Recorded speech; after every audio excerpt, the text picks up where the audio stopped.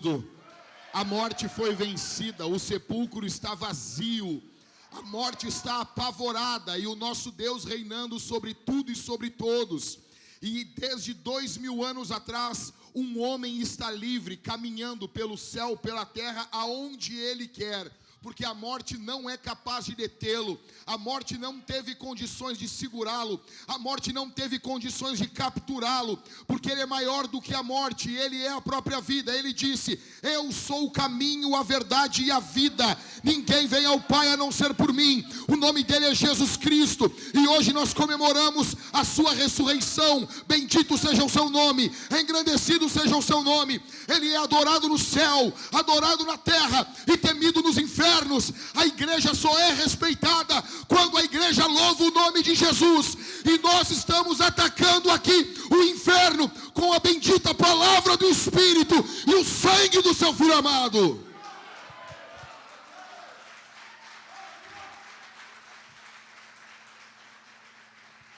A sexta-feira nos trouxe uma mensagem de aparente derrota. Isso trouxe medo, incredulidade, tristeza, uma sensação de que a vida seria sempre da mesma forma, uma vida de derrota. As coisas que sempre foram, na sexta-feira, nos dão a impressão que sempre serão da mesma forma. Porém, na manhã de domingo, quando o pulmão de Jesus é cheio de ar e aquele silêncio cadavérico é quebrado, é destruído por uma breve respiração, eu acredito piamente nisso, que quando os demônios viram a pulsação de Jesus batendo novamente, e eles olham para o corpo do Galileu e o peito está inflando de ar, naquela manhã de domingo, eu acredito piamente que eles se olharam e eles disseram: a coisa era muito pior do que nós imaginávamos. A manhã de domingo, ela é uma vitória contra a sexta-feira. Aquele silêncio mortal foi quebrado por uma simples respiração. Respiração essa que estremeceu o inferno. Apocalipse capítulo 1, verso 17 ao verso 18, o Senhor Jesus diz: não tenha medo, eu sou o primeiro e o último, aquele que vive. Estive morto, mas eis que estou vivo para todo sempre e tenho as chaves da morte e do inferno. Por muitas vezes eu me perguntei, o que o Senhor Jesus viu quando ele ressuscitou dos mortos? O que ele enxergou? O que ele contemplou quando ele ressuscitou dos mortos? E eu tenho aqui 7 coisas para te dizer o que os olhos de Jesus viram ao ressuscitar dos mortos. Primeiro, Jesus contemplou, quando ressuscitou, a morte da morte. 1 Coríntios capítulo de número 15, verso 55 ao 57. O apóstolo Paulo pergunta: onde está, ó morte, a sua vitória? Onde está, ó morte, o seu aguilhão? O aguilhão da morte é o pecado, e a força do pecado é a lei. Verso 57, graças a Deus, que nos dá a vitória por meio de nosso Senhor Jesus Cristo. Eu vou repetir, graças a Deus, que nos dá a vitória por meio de nosso Senhor Jesus Cristo. Repita comigo, graças a Deus, graças a Deus, graças a Deus, que nos dá vitória por meio de nosso Senhor Jesus Cristo. A morte perdeu o seu aguilhão, assim como a abelha, que ela perde o seu ferrão e não pode mais nos causar dor. A morte, da mesma forma, ela não tem condições em si de causar dor no cristão. A morte agora é como uma abelha sem ferrão, que traz apenas o mel. A morte para o cristão não é mais uma derrota. A morte para o cristão é o último estágio da santificação, é a glorificação. Então a morte é como um aio. Eu não sei quanto tempo você tem de vida, meu santo. Você não sabe quanto tempo eu tenho de vida. Mas uma coisa nós sabemos, que quando a morte nos alcançar, quando vocês ouvirem, o pastor Jack morreu, vocês podem ter certeza de uma coisa, vocês podem colocar no coração de vocês isso: não é que a morte me atacou, a morte me conduziu ao eterno Salvador Jesus Cristo, esse mesmo Salvador que eu prego desde os meus 15 anos. A morte não tem condições de arranhar você, destruir você. Agora a morte foi vencida por meio da ressurreição de Jesus, e quando um santo morre, ele se encontra com Cristo. Bendito seja o seu nome. Qual foi a segunda coisa que Jesus olhou, contemplou? ao ressuscitar dos mortos, eu acredito que ele contemplou o triunfo da igreja. Efésios capítulo 5, verso 23 diz: porque o marido é o cabeça da esposa, como também Cristo é o cabeça da igreja, sendo ele próprio o salvador do corpo. Veja, a Bíblia está dizendo que o marido é o cabeça da mulher e Cristo é o cabeça da igreja. O que ocorreu naquela manhã de domingo foi que o cabeça da igreja ressuscitou. Uma coisa, Paulo vai levar isso às últimas consequências dizendo: se o cabeça ressuscitou, é certo que o corpo vai ressuscitar. Se Jesus Cristo venceu a morte, nós, os seus membros, nós aqueles que estamos em Cristo, é certo que nós vamos ressuscitar. Isso deveria ficar gravado no seu coração. Nós temos mais certeza que levantaremos do túmulo do que levantaremos da cama no dia de amanhã. É mais certo que venceremos a morte, é mais certo que venceremos a morte gelada e cadavérica do que levantaremos amanhã da nossa cama. Por quê? Porque Jesus Cristo ressuscitou dos mortos. Apocalipse capítulo 2 e Apocalipse capítulo 3, no finalzinho da Bíblia, no final da história, no fechar das cortinas, olhe para mim aqui, no fechar das cortinas, no último livro da Bíblia, no final das eras, o que nós encontramos? A igreja sendo amada, a igreja sendo cuidada, a igreja sendo protegida por Jesus. Por quê? A igreja vai triunfar, porque a igreja não é um projeto humano, a igreja não é um projeto, uma associação humana, a igreja não é um projeto de homens, a igreja não é um projeto humano, uma mancomunação humana, algo que nós fazemos, que nós bolamos. Isso aqui não é uma obra de homens, isso aqui não é uma obra do pastor Jack, isso aqui não é uma obra dos presbíteros, dos pastores, não. Isso aqui é uma obra do Divino Espírito. E ainda que nós nos calássemos, ainda que nós fechássemos as nossas bocas, o Senhor Jesus diz: as pedras clamariam. Por quê? Porque Jesus Cristo ressuscitou dos mortos. A igreja vai triunfar. Eu não sei quais são os dias que estão para vir contra nós, mas uma coisa eu tenho certeza: nós iremos triunfar, nós iremos avançar por causa de Cristo. Bendito seja o seu nome.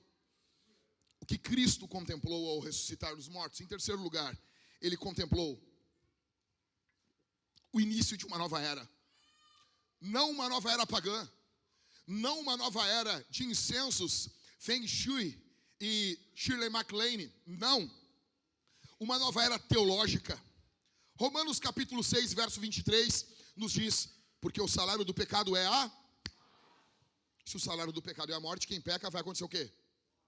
Ele morre. E a Bíblia diz isso, Hebreus 9, 27, aos homens está ordenado morrer. Há uma ordem sobre você, há uma ordem sobre mim, nós iremos morrer. É certo, escute, você não tem certeza do dia de amanhã. Se nós falássemos aqui sobre casa própria, algumas pessoas poderiam falar sobre esse assunto, outras não, porque nem todos temos casa própria. Se falássemos sobre carro, alguns poderiam falar, outros não, porque nem todos temos carro. Se falássemos sobre curso superior, alguns poderiam falar e outros não, porque nem todos temos curso superior. E eu poderia ficar a noite toda falando de elementos da existência que nos diferem uns dos outros. Mas tem uma coisa que todos nós temos igual: todos nós iremos morrer. Todos nós iremos partir. A Bíblia diz que o salário do pecado é a morte. A Bíblia diz então que aos homens está ordenado morrer. Porém, em 1 Coríntios capítulo 15, escuta isso aqui, porque isso aqui é muito poderoso. Em 1 Coríntios capítulo 15, Paulo nos mostra que essa ordem em Cristo, ela foi subvertida. Ela foi mudada. Porque Cristo, ele nunca pecou. Se Cristo nunca pecou, a morte não tem poder sobre ele. Então, sobre ele, ele não está ordenado morrer. E ainda que morra, a morte não tem condições de capturá-lo, segurá-lo, prendê-lo. O que ocorre naquela manhã de domingo? A morte não tem força para segurar aquele que nunca pecou. A morte não tem condições de segurar aquele que nunca foi vencido pelo pecado. Com isso, é inaugurado, naquela manhã de domingo, uma nova era, não pagã, mas uma era teológica do reino de Deus. E agora esse reino de Deus, para o qual nós estávamos caminhando, ele está caminhando em nossa direção. Você tem que entender isso. O que ocorreu naquela manhã de domingo? Quando Jesus ressuscita, os apóstolos não reconhecem ele. Por quê? Há um elemento de continuidade e um elemento de descontinuidade. Quando você olha para aquele Cristo Ele não tem mais as marcas dos sofrimentos dos anos. Ele era jovem, com 33 anos, mas muito provavelmente ele tinha uma aparência de um homem já desgastado, sofrido. Então ele não tem mais esses elementos de sofrimento. Ele carrega uma continuidade. Se você olhasse, seria como um homem mais jovem. E ele está ali em um corpo ressurreto, em um corpo que venceu a morte. É algo que existe, mas que possui uma descontinuidade de alguns elementos no que envolve o sofrimento.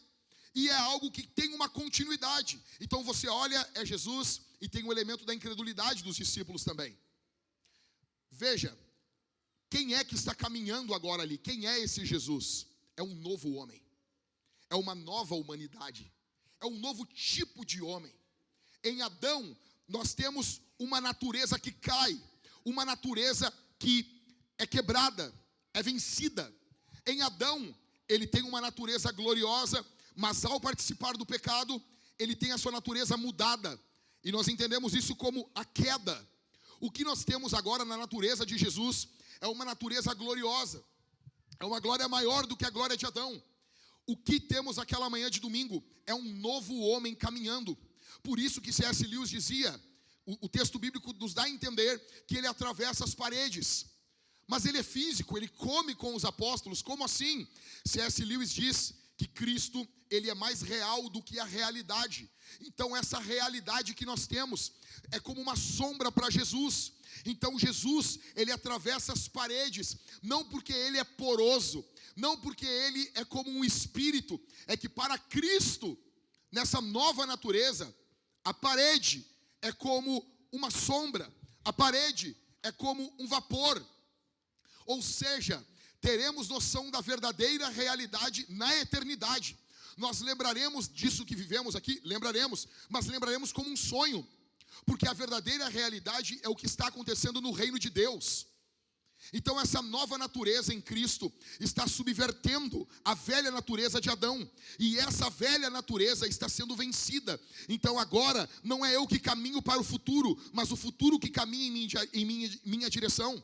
É esse Cristo que agora fala com os discípulos, envia os discípulos.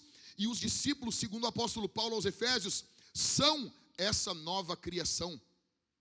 Ou seja, nós somos um tipo diferente de ser humano, não baseado em questões sociológicas, em questões ideológicas. Nós não somos diferentes por uma ideologia humana, nós não somos diferentes por uma questão de sociologia, por uma questão financeira. Nós somos diferentes porque temos agora dentro de nós a divina natureza, a natureza de Deus sendo plantada dentro de nós. Então agora nós temos anseios melhores, nós temos desejos melhores, não por causa nossa, não porque somos belos, bonitos ou alguma coisa que coubesse a nós. Nós temos agora um anseio pelas coisas do alto, porque o Espírito de Deus clama dentro de nós, Abba, Pai. Deus está morando agora dentro de nós. Tudo isso por causa da ressurreição. Isso deveria fazer você levantar da cama com alegria. O que os olhos de Cristo viram ao ressuscitar dos mortos? Em quarto lugar, Jesus viu a derrota do pecado. Você deveria ter dado um glória a Deus. Eu vou repetir isso aqui. O que Jesus viu? Jesus viu a derrota do pecado. Romanos capítulo 6, verso 11 ao verso 14 diz: assim também vocês considerem-se mortos para o pecado. Considerem-se mortos para o pecado, mas vivos para Deus em Cristo Jesus. Portanto, não permitam que o pecado reine em seu corpo mortal, fazendo com que vocês obedeçam às suas paixões. Também não ofereçam os seus membros do seu corpo ao pecado como instrumentos de justiça, mas como pessoas que passaram da morte para a vida. Ofereçam a si mesmos a Deus e ofereçam os seus membros a Deus como instrumentos de justiça, porque o pecado não terá domínio sobre vocês. Porque o pecado não terá domínio sobre vocês. Porque o pecado não terá domínio sobre vocês. Porque vocês não estão debaixo da lei, mas sim da graça. Veja, em Romanos capítulo 6, Paulo faz uma comparação.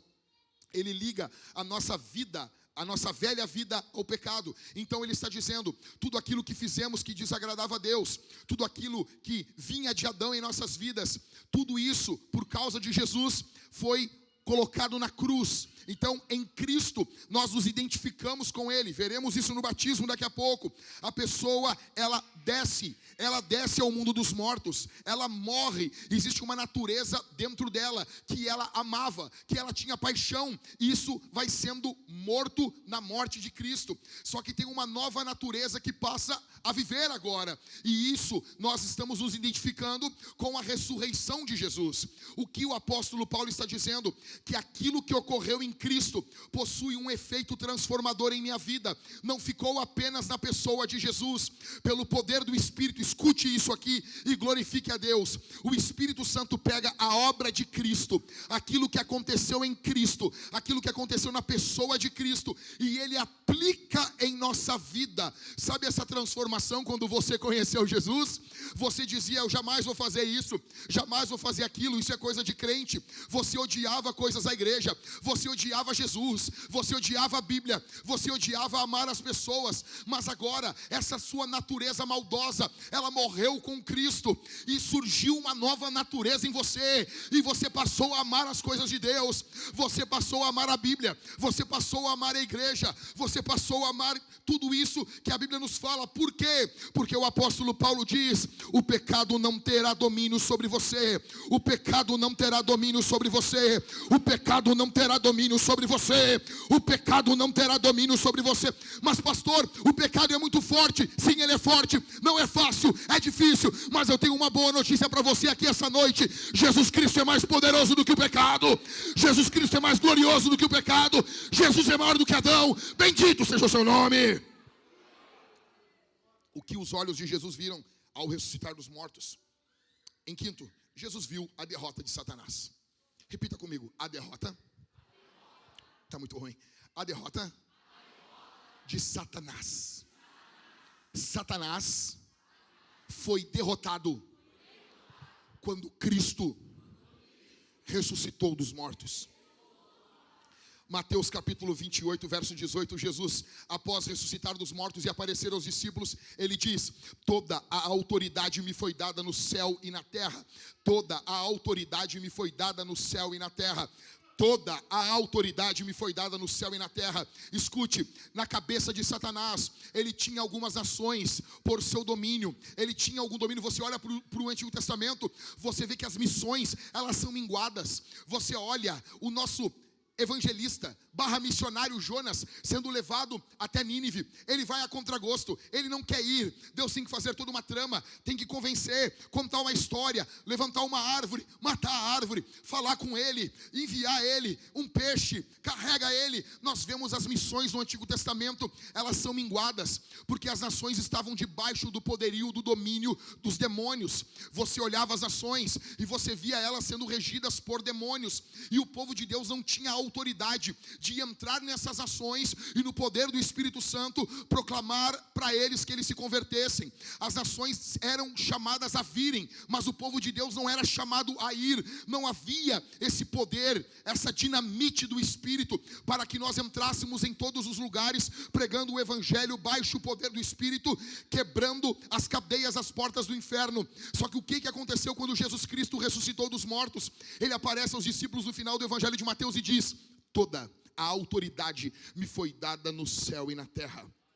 Portanto, vão e façam discípulos de todas as nações. O que ocorre? Algumas nações ainda estão debaixo dos demônios, só que agora é diferente.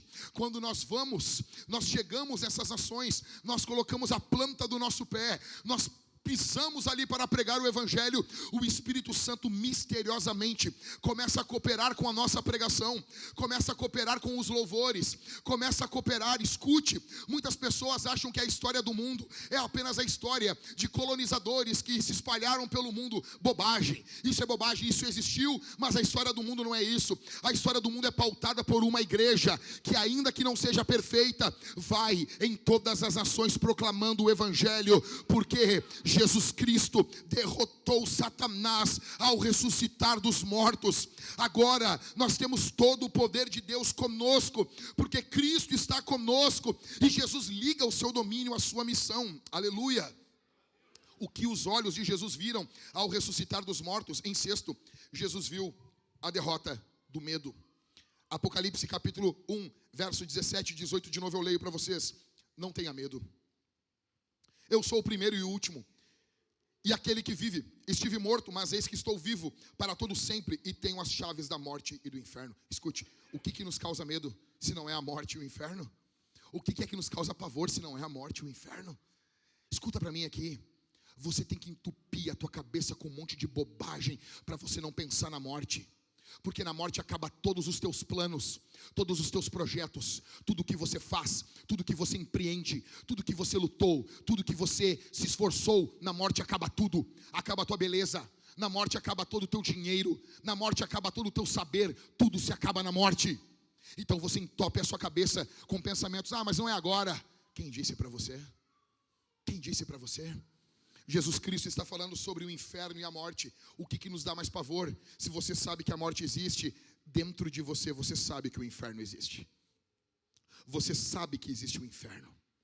Você sabe lá no fundo que existe o inferno. Jesus aparece então no último livro da Bíblia e ele diz: não tenha medo. Aqueles que estão em Cristo, eles têm poder para vencer a morte e o diabo. O medo é uma consequência da queda. O medo é uma consequência do nosso pecado. Escute, quando Jesus Cristo ressuscita dos mortos, ele vence o medo. Por isso que ele está dizendo: não tenham medo. Nós vivemos dias onde o medo é uma moeda. Quanto mais medo, mais pavor, mais você ganha, mas você tem atenção. Nós temos visto os jornais vendendo medo. Pastor, mas a igreja não está fazendo isso. Não, nós não estamos vendendo medo aqui. Nós estamos doando coragem, porque Jesus Cristo venceu o medo. Jesus Cristo, ao ressuscitar dos mortos, venceu o medo. Por que é que os nossos mártires morriam cantando? Qual era a experiência que eles tiveram que os fazia cantar diante de uma fogueira, cantar diante de toda uma trama? O que fez Policarpo quando estava sendo morto em uma arena, dizer: ó leões, ó bestas feras, acelerem, venham rápido, corram, devorem-me e apressem o meu encontro com o Rei da Glória? O que é que ele tinha que nós não conhecemos? Ele teve um encontro pessoal com o ressuscitado. Ele teve uma experiência pessoal com o Espírito Santo. É o que está faltando a você, é o que está faltando à nossa geração. Nós ouvimos sobre Deus, ouvimos podcasts, ouvimos muitas pessoas falando, mas a maioria de nós nunca teve uma experiência pessoal com Deus, nunca teve um encontro pessoal, um encontro sobrenatural com o Divino Espírito. Você precisa disso, eu preciso disso. Foi isso que Jesus Cristo viu ao ressuscitar dos mortos. Em sétimo, Jesus Cristo viu tudo convergindo para a fama, para a glória do seu nome. Efésios capítulo 1, verso 10. De fazer convergir nele, na dispensação da plenitude dos tempos, todas as coisas, tanto as do céu como as da terra. Escute, o mundo foi feito para uma finalidade. O mundo foi feito para a glória de Deus. O mundo não foi feito para nós. Nós queremos dar visões de mundo. Nós queremos dar visões da natureza, que não é tão natureza, é a criação. Nós queremos, muitas vezes, dizer: o mundo tem essa função, tem essa outra função. Eu me lembro, há uns dias atrás, há uns meses atrás, eu vi uma matéria, e alguns cientistas estavam muito chateados, porque descobriram que haviam animais em um determinado local do oceano, e eles perguntavam por que esses animais estavam lá. Porque, veja, nós nunca tivemos contato com esses animais. E o que os cientistas pensam? E eu entendo a mente deles. Qual a funcionalidade de um animal estar ali se ele não tem contato comigo? Se ele existe há milhões de anos ou milhares de anos, esse animal existe e eu nunca tive contato com ele. Outro pensamento que as pessoas têm o tempo todo: por que o universo é tão grande? Então as pessoas vão dizer, os inteligentinhos, eles vão dizer o quê? Olha, é impossível que o universo não tenha vida fora da Terra. E eles se baseiam no quê? No tamanho do universo. Esse é um argumento estúpido. Eu não estou dizendo que não há vida. Eu estou dizendo que usar esse argumento é estúpido. Esse argumento é estúpido. Por quê? Porque na mente desse pessoal, eles pensam que isso seria um desperdício. é muito grande, é muito imenso, para ter apenas vida aqui na terra. Mas veja, Deus faz tudo com desperdício. Tudo. Quantos espermatozoides o homem libera numa ejaculação e um apenas fecunda o óvulo? Quantos? 500 milhões? E você pega não apenas uma relação sexual de um homem e de uma mulher, mas você pega um casal, tipo, minha esposa e eu, nós temos 2 filhas. Quantos espermatozoides foram desperdiçados? Ah, mas pastor, mas tem família com 7 filhos. Não? Ok. Quantos bilhões de espermatozoides não são desperdiçados? Quantas sementes de árvores caem de uma árvore para germinar uma árvore? São milhares e milhões e milhões.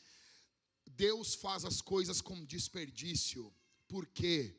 Porque as coisas são para Ele, não são para nós.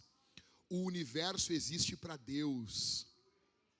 Os animais na fossa das Marianas, os animais no mais profundo do abismo, eles existem ali para Deus. A história não é sobre o nosso nome, a história é sobre Jesus. O que Paulo está dizendo aqui? De fazer convergir nele, na dispensação da plenitude dos tempos, todas as coisas, tanto as do céu como as da terra. Chegará um dia, e esse dia está chegando, em que tudo voltará a apontar para o nome de Jesus. Isso é ordem. Isso é o que nós chamamos de Shalom. Shalom é tudo aquilo que está no seu devido lugar, concorrendo para o que precisa concorrer. Deus fez o mundo para que o mundo exibisse a glória dele. O que ocorreu com o pecado? Nós passamos a perverter as coisas boas do mundo, nós passamos agora a conectar a nós, a conectar a outra criação, e tudo isso trouxe uma perversão, o próprio casamento. Quando o casamento passou a ser sobre 2 pessoas apaixonadas, o que ocorreu? Crise no casamento. Hoje mais de 50% de pessoas que se casam no Brasil acabam se separando, porque elas ignoraram a função primordial do casamento. Preste atenção no que eu estou falando, eu sei o que eu estou dizendo aqui. Digamos que você pega um carro, imagina um carro grande, uma caminhonete da Mitsubishi, com snorkel, e você quer entrar agora dentro do rio com esse carro. Esse carro está apto a entrar em uma determinada quantidade de água, mas na parte de cima, aonde está o escapamento de ar, se entrar água ali, você vai destruir o seu carro. Não importa o quão de trilha seja o seu carro, ele tem um limite. Ele não tem como ser exposto a isso, porque ele tem uma finalidade para o qual ele foi criado. O meu mecânico dizia, eu perguntava para ele assim, olha, até que altura eu posso entrar na água? Ele dizia assim, pastor, compra um barquinho para ti. Tu não tem um carro anfíbio, é água no pneu, e deu. Não, mas até onde, sabe? A gente fica assim, né? Até onde dá para ir? Ele dizia, compra um carro anfíbio. Por quê? O carro tem uma finalidade. Não adianta eu achar que o meu carro é alto, que é isso, que é aquilo outro. Ele continua sendo um carro, não é um transatlântico, é um carro. A mesma coisa o casamento. Deus, o criador do casamento não é você. O criador do casamento não é o Estado, o criador do casamento é Deus. Deus criou o casamento para ser de um jeito. A finalidade do casamento é expressar visivelmente o amor de Cristo pela igreja e a submissão da igreja a Jesus. E sempre que você perverte esse significado, você tem divórcio, você tem desgraça, porque agora o foco está no ser humano. Então nós estamos vivendo, escute isso aqui, nós estamos vivendo uma geração ensimesmada. Tudo é sobre ela, tudo é sobre as suas vontades, tudo é sobre os seus traumas, tudo é sobre os seus sonhos, tudo é sobre ela. Só que a Bíblia diz que o mundo foi criado para Jesus Cristo. Então o mundo em algum momento, agora, quando essa salvação nos alcança, ela em breve vai alcançar o cosmos. E novamente, quando as coisas voltarem ao seu lugar, toda a criação vai cooperar, apontar para Jesus, de fazer convergir nele. Na dispensação da plenitude dos tempos, todas as coisas, tanto as do céu como as da terra. Jesus Cristo, ao ressuscitar dos mortos, ele viu isso iniciando novamente. Ok? Para encerrar, Essas são as coisas que Jesus viu ao ressuscitar dos mortos. E o que ele não viu? O que Jesus não viu, não contemplou, não enxergou ao ressuscitar dos mortos? Em primeiro lugar, Jesus não viu um Deus maior do que ele. Deuteronômio capítulo 32, verso 39. Jesus está dizendo: vejam, agora que eu, sim, eu sou, e que não há nenhum Deus além de mim. Eu mato, eu faço viver, eu firo, eu saro, e não há quem possa livrar da minha mão.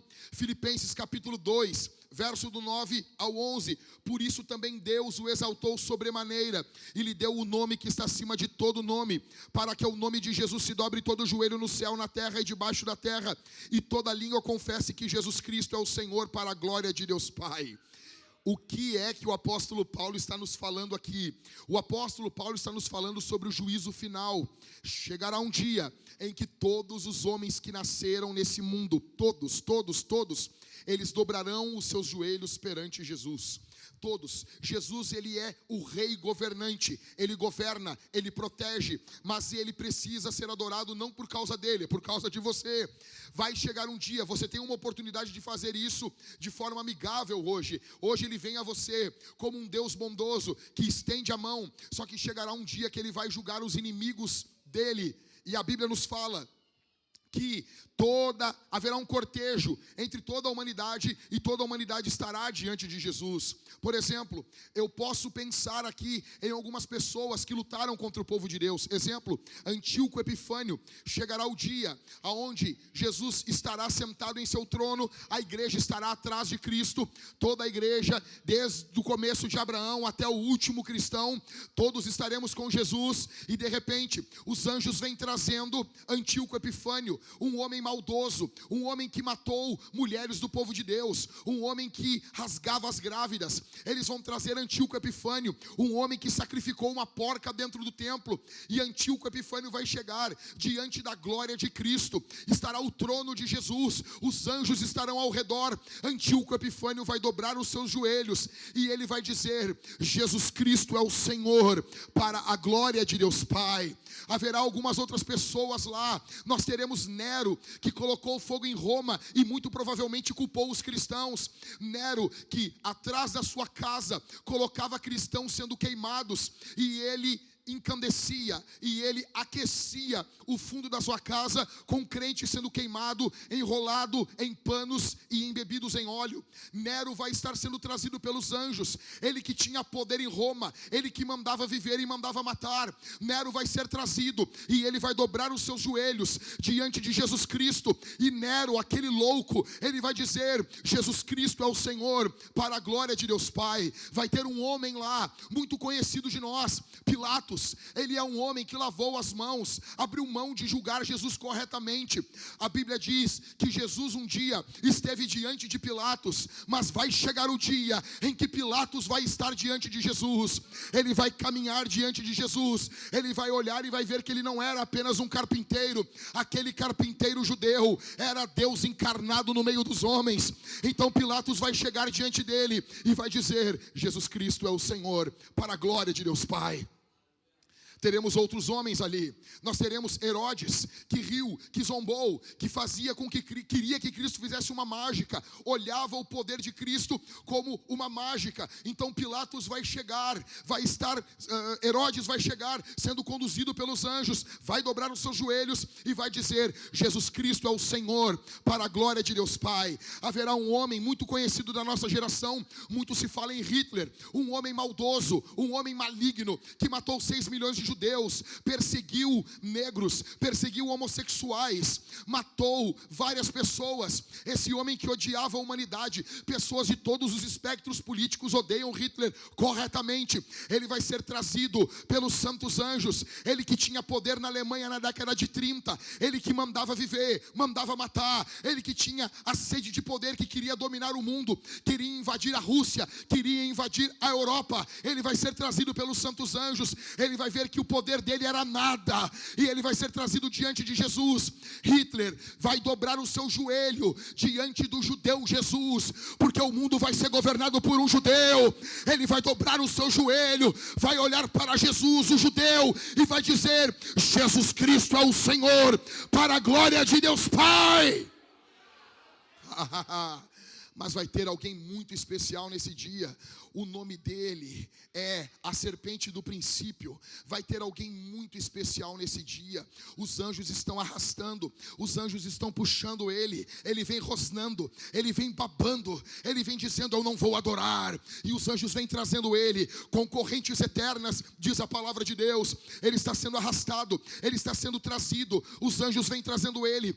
Jesus vai estar de pé, a igreja vai ficar de pé nesse momento. Alguns irmãos vão começar a chorar e vão dizer: Jesus, era ele que fazia eu pecar, era ele que me tentava, Jesus era ele que me colocava pensamentos malignos na mente, que me traziam tristeza, era ele que fazia eu desanimar. Jesus era ele que era o inimigo da igreja, era ele que era o inimigo da missão. Jesus está de pé, eles estão trazendo a serpente do princípio, eles estão trazendo o dragão de Apocalipse, eles estão trazendo Apolion, Abaddon, o inimigo da igreja. O nome dele é Satanás, o nome dele é Diabo. Os anjos estão trazendo. Ele vai dobrar os seus joelhos, ele vai olhar para Jesus e ele vai dizer: Jesus Cristo é o Senhor, para a glória de Deus Pai.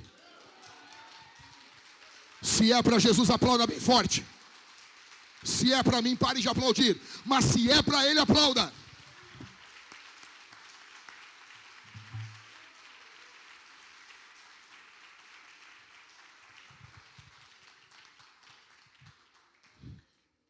O que Jesus não viu ao ressuscitar dos mortos? Jesus não viu um problema que ele não possa resolver. 2 Pedro 5,7: lancem sobre ele todas as suas ansiedades, porque ele cuida de vocês. Escuta aqui, meu santo. Jesus cuida de você. Jesus ama você. Jesus pega, não é um tipo de ansiedade. Lança sobre Jesus uma ansiedade sobre coisas espirituais. Não. Talvez a tua ansiedade é financeira. Não tem problema, lança sobre ele. Talvez a tua ansiedade é espiritual, lança sobre Jesus. Talvez a tua ansiedade é existencial, lança sobre Jesus. Talvez a tua ansiedade é uma ansiedade sobre a tua saúde física, não tem problema, lança sobre Jesus. Jesus não está aqui zombando da tua ansiedade. A Bíblia diz: lancem sobre ele todas as suas ansiedades, porque ele cuida de você. Jesus cuida de você, Jesus se importa com você. O que Jesus não viu ao ressuscitar dos mortos? Jesus não viu um povo mais amado do que a igreja. Repita comigo: Jesus me ama. Jesus me ama. A Bíblia diz: maridos, que cada um de vocês ame a sua esposa, como também Cristo amou a igreja e se entregou por ela. Escute, Jesus estava naquela cruz, não por uma massa sem nome. Ele estava indo na cruz no teu e no meu lugar. Ele morreu por você e ele ressuscitou por você. Bendito seja o nome de Jesus. O que Jesus não viu ao ressuscitar dos mortos? Jesus não viu uma oração sem resposta. A Bíblia diz em Tiago 4,2, olha para mim aqui, estou terminando: nada tem porque não pedem. Ou seja, nós precisamos pedir, porque Jesus Cristo ressuscitou dos mortos. Ele responde orações perigosas, ele responde orações audaciosas. Você pode orar aqui essa noite, você pode pedir aqui essa noite. Algumas pessoas têm vergonha de pedir, e se não acontecer, peça com fé, bata na porta. O Senhor Jesus Cristo ressuscitou dos mortos, ele não enxerga uma oração sem resposta. Em quinto, o que Cristo não viu ao ressuscitar dos mortos? Jesus não viu um demônio que ele não possa expulsar. Lucas capítulo 4, verso 33 ao 35. E apareceu na sinagoga um homem possuído por um espírito de demônio imundo. Escuta. O qual gritou em alta voz: ah, o que você quer conosco, Jesus Nazareno? Você veio para nos destruir? Sei muito bem que você é o Santo de Deus. Mas Jesus o repreendeu, dizendo: cale-se e saia desse homem. O demônio, depois de o ter jogado no chão, no meio de todos, saiu daquele homem sem lhe fazer mal. Escuta. Lucas capítulo 11, verso 21 e 22. Quando o valente, bem armado, guarda a sua casa, todos os seus bens ficam em segurança.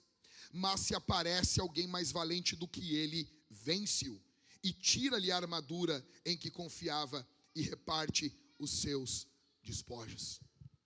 Muito provavelmente alguns de vocês foram consagrados na infância a entidades, a demônios. Muitos de vocês foram entregues a espíritos que regem a família de vocês. E vocês viram desgraça e caos. E uma coisa que acompanha alguns dos senhores é o medo. É o medo. São espíritos que guiam, regem, comandam todo o curso das famílias da onde vocês vêm. E vocês notam um padrão. Escuta. Vocês notam um padrão ocorrendo na vida do vovô, na vida do papai, na vida dos titios. E esse padrão começando a se repetir na vida de vocês. Vocês precisam conhecer o Jesus Cristo que atormenta os demônios. Veja, o que o texto bíblico nos mostra. Nós temos um pavor de demônios. Nós não queremos. Nós temos medo. E nós imaginamos os demônios como atormentadores. Olhem para mim aqui, meus irmãos. Nós imaginamos os demônios como atormentadores.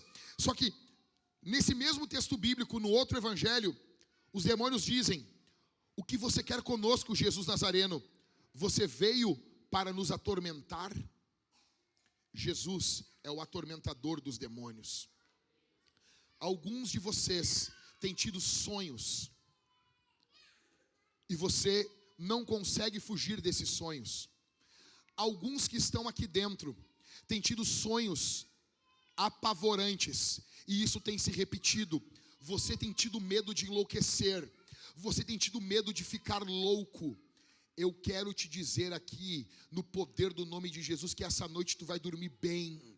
Porque Jesus Cristo é mais poderoso do que todos os demônios.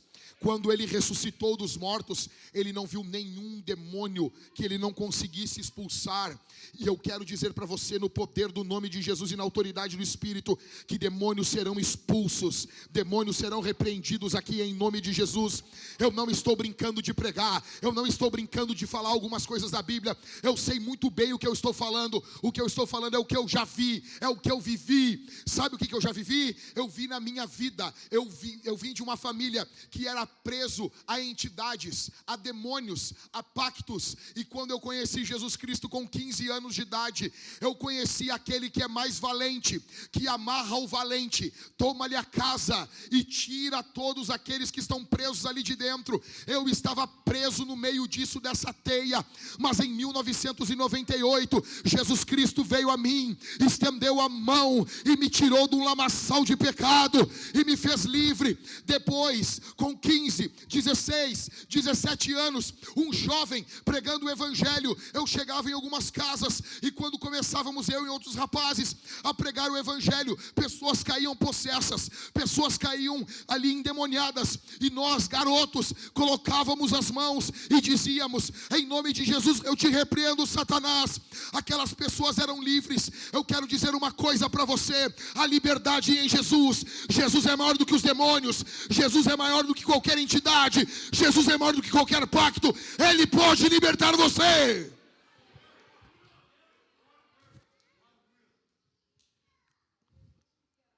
O que Jesus Cristo não viu ao ressuscitar dos mortos? Penúltimo, Jesus não viu uma doença que ele não possa curar. Nós não somos curandeiros. Nós não estamos brincando com o sofrimento das pessoas. Mas nós sabemos que Jesus Cristo cura. Ele cura. E talvez você já ouviu dos médicos que para você não há saída. Você já ouviu dos médicos que para você não, você está desenganado. E você ouviu palavras foram lançadas sobre você, e você pegou essa palavra e você assumiu isso como sendo verdade, eu venho te dizer que a última palavra que dita as coisas no mundo espiritual e físico é a palavra de Deus. Jesus não viu uma doença que Ele não possa curar. Jesus vai curar todas as doenças, algumas aqui e outras na eternidade. Fato é que os milagres, eles são pequenos raios que mostram que o reino de Deus está vindo. Temos doentes no reino de Deus? Temos doentes no reino de Deus? O reino de Deus está vindo e nós já estamos vendo esses pequenos brotos do reino de Deus em pessoas curadas. Deixa eu dizer uma coisa para você. Ore a Deus aqui, peça ao Senhor quando estivermos orando. Quando você for tomar a ceia, você que está doente, você que tem andado doente, quando você for tomar a ceia, diga assim: Senhor, eu vou tomar isso aqui para ter comunhão contigo e para a minha cura. Me cure enquanto eu estiver tomando a ceia. Se você não é crente e você quer que alguém ore por você, chame os pastores. Nós vamos ungir você, nós vamos expulsar demônios, nós vamos curar enfermos pelo poder do nome de Jesus Cristo. Em último, o que Jesus Cristo não viu ao ressuscitar dos mortos. Em sétimo, Ele não viu um pecador que Ele não possa salvar. 1 João 1:9. Ei, escute, pecador. Se confessarmos os nossos pecados, Ele é fiel e justo para nos perdoar os pecados e nos purificar de toda injustiça. 1 João 3:8. Aquele que pratica o pecado procede do diabo, porque o diabo vive pecando desde o princípio. Então, para isso se manifestou o Filho de Deus, para destruir as obras do diabo. Jesus Cristo salva. Jesus Cristo salva. E talvez você olhe a igreja e você pense assim: pô, a igreja é uma coisa legal, é uma coisa para frente. Nós precisamos de um lifestyle melhor.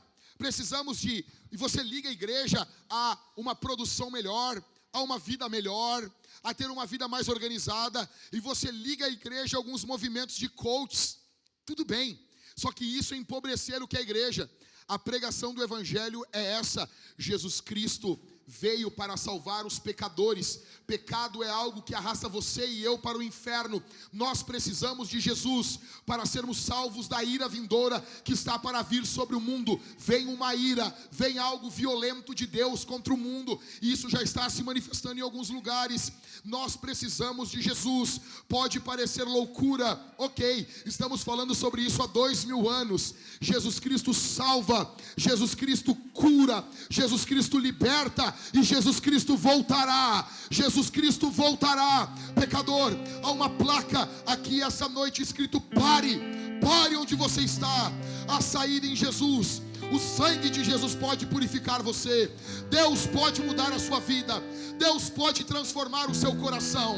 Deus pode transformar o âmago do seu ser. Deus pode transformar a sua alma. Deus pode mudar você. Não existe pecador que Ele não possa salvar. Mas pastor, o senhor não sabe o que eu fiz. Eu não sei o que tu fez, mas eu sei o que Jesus fez.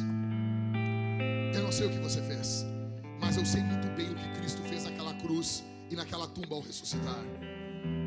Existe salvação em Jesus. Existe perdão em Jesus. E se você está visitando a nossa igreja e você veio aqui e você não é evangélico, é para você que eu estou dizendo: arrependa-se do seu pecado, confesse Jesus, aceite Jesus aqui.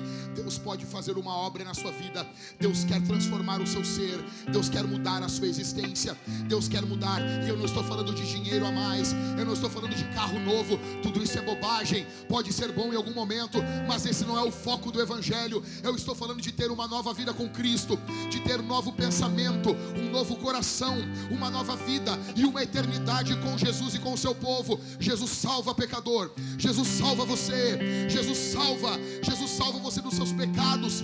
Jesus transforma você. Jesus resgata você. Jesus pode libertar você. Jesus é maior do que os seus pecados. Jesus é maior do que os seus vícios. Jesus é maior do que a tua dor. Jesus é maior do que a tua ansiedade. Jesus é maior do que a tua depressão. Ele pode salvar você. Aleluia, aleluia. Eu quero nesse momento que você ore. Nós vamos ver pessoas que aceitaram Jesus sendo batizadas. E o batismo é um sacramento, é uma demonstração física de uma graça interna. É uma demonstração externa de uma graça interna. Escute, se você quer aceitar Jesus, esse culto é especial para você. Nos chame algum irmão ali no fundo, e você tem a oportunidade de se batizar. Você tem a oportunidade, pastor, e água e roupa, nós damos um jeito. Jesus Cristo salva você. Jesus Cristo resgata você. Jesus Cristo perdoa você. Jesus Cristo tem uma nova vida para você. Fecha os seus olhos. Fecha os seus olhos. Pai, aqui está o teu povo. Aqui está o teu povo, Senhor. No nome de Jesus, eu oro pelo teu povo agora. Fecha os seus olhos. Os irmãos comecem a orar. Nós estamos em uma batalha espiritual. Nós estamos em uma batalha espiritual.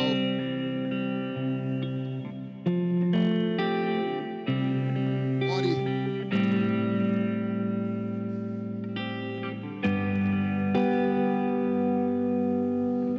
Senhor Jesus, eu peço tua graça nesse momento. O Senhor, aprove ao Senhor salvar pecadores através da loucura da pregação do Evangelho. O Senhor pode salvar aqui. A obra não é nossa, a obra não é minha, a obra é tua. Eu dou uma ordem agora no poder do nome de Jesus, que todos os demônios que estão aprisionando mentes sejam expulsos agora em nome de Jesus. Pensamentos de confusão, pensamentos de dúvidas, pensamentos de perturbação, pensamentos de incertezas, em nome de Jesus, eu te repreendo, Satanás. Eu te conheço, eu te odeio, eu te repreendo, Satanás. Saia agora todo medo. Existem pessoas aqui com medo. Existem pessoas com muito medo aqui. O Senhor Jesus encontra você e Ele cuida de você. O Senhor Jesus protege você. O Senhor Jesus resgata você e Ele livra você de todo medo. Aplauda o nome de Jesus.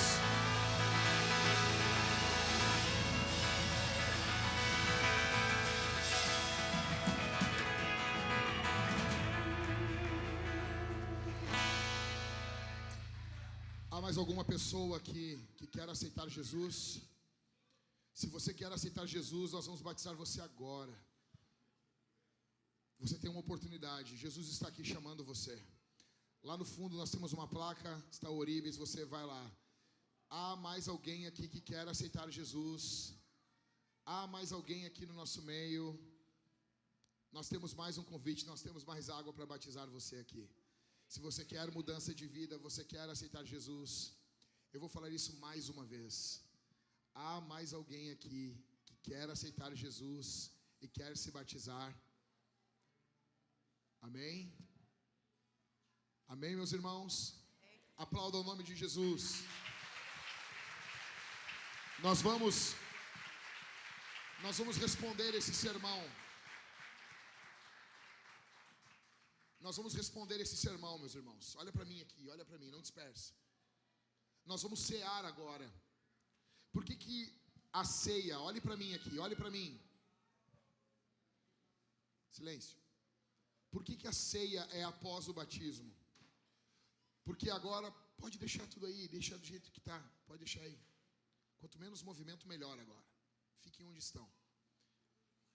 Meus irmãos, nós vamos cear agora. A ceia é o que a igreja faz como família. Rafa, lá no fundo, Rafa, tu te lembra que tu ouviu falar sobre eleição? Tu é um eleito, é assim que Deus elege. É desse jeito. A glória é dele, não é nossa, é dele. O Rafa disse que quando ouviu na catequese sobre eleição, e ele olhou os pecados dele e disse: eu não sou um eleito. Forte isso, né? Na primeira catequese. E é assim que Deus vai fazendo. Deus vai quebrando o nosso pecado. E os eleitos são aqueles que apanham de Jesus. Amém? Nós vamos agora como família comer e beber juntos. Nós temos mais algumas músicas. Você vai sair não na primeira música, pode ser na primeira, pode ser na segunda. Nós temos uma mesa da comunhão ali e uma mesa da comunhão aqui. Aqueles que estão em Cristo, que estão congregando em alguma igreja, não precisa ser na nossa. Você congrega em alguma igreja. Se você é evangélico, cristão, você é convidado a participar da ceia junto conosco. Em segundo lugar, nós vamos cantar um pouco mais a Jesus. Já estamos terminando. Nós vamos cantar com toda a força, porque quando estávamos no mundo, nós gastávamos toda a nossa força em prol do pecado. Nós vamos cantar e louvar a Jesus aqui. Amém, meus irmãos? Esse pode ser o último culto. Jesus está voltando. Não sabemos. Em terceiro, nós vamos servir ao Senhor com os nossos dízimos e nossas ofertas. Nós vamos fazer isso de forma espiritual. Nós temos aqui um QR Code. Você pode utilizar o aplicativo do banco do seu celular. Ou em cima de cada mesa da comunhão, uma ali, a outra ali, nós temos um QR Code numa placa. Você pode utilizar isso também. Ou se você tem apenas algum cartão e quer ofertar, quer dizimar, quer que essa obra avance, nós temos que concluir. Aqui temos muitas coisas para concluir aqui dentro. Nós temos o Kids para arrumar para as crianças. Temos a parte superior para fazer todo o fundo, a cozinha, muitas coisas. Terminar os banheiros, deixar tudo belo. As salas de amamentação. Se você ama essa igreja, você quer que nós consigamos fazer isso, se junte a nós. Se junte a nós. Em cima de cada mesa você tem essa placa. Ou nós temos também máquina de cartão. Você pode nos ajudar. Nós temos 2 irmãos, uma máquina em cada extremidade aqui da igreja. Ou um caixote. Se você é no método old school, você oferta com dinheiro físico, como faziam os maias. Você pode fazer. Nós temos 2 caixotes, 2 gasofiláceos, que é esse nomezinho estranho. Amém? Amém? Abençoa teu povo, Senhor, que vai dizimar, que vai ofertar, que vai cear. Abençoa teu povo. Unge teu povo, que isso seja feito nesse momento como uma obra espiritual. Multiplica.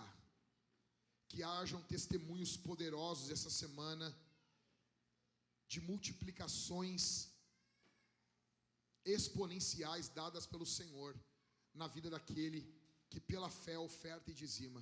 Abençoa teus filhos, abençoa tua igreja, abençoa teu povo, no nome de Jesus. Aplauda Jesus, meus irmãos.